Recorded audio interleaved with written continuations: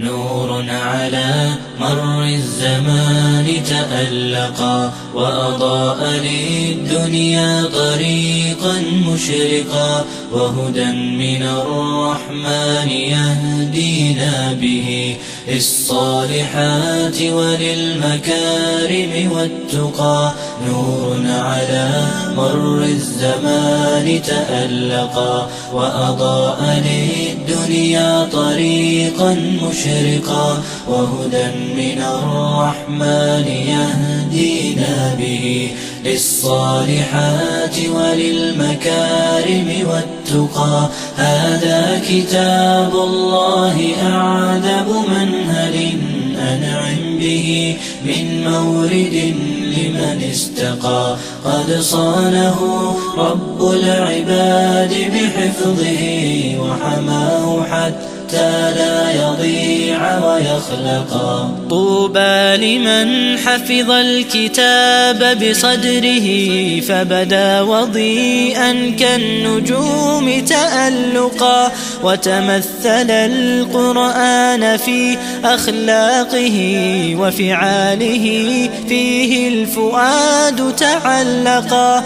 وتلاه في جنح الدجى متدبرا، والدمع من بين الجفون ترقرقا. هذه صفات الحافظين كتابه حقا، فكن بصفاتهم متخلقا. يا حافظ القرآن رتل آيه، فالكل أنصت للتلاوة مطرقا. يا حافظ القرآن لست بحافظ حتى تكون لما حفظت مطبقا. ماذا يفيدك أن تسمى حافظا وكتاب ربك في الفؤاد تمزقا؟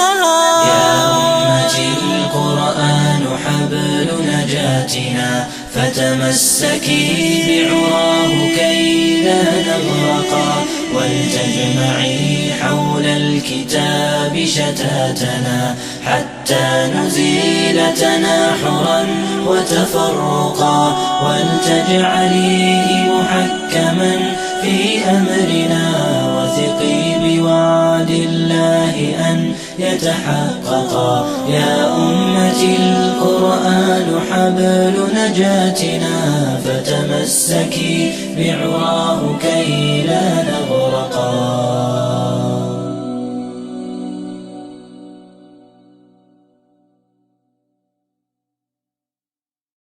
نور على مر الزمان تألقا وأضاء للدنيا طريقا مشرقا، وهدى من الرحمن يهدينا به للصالحات وللمكارم والتقى.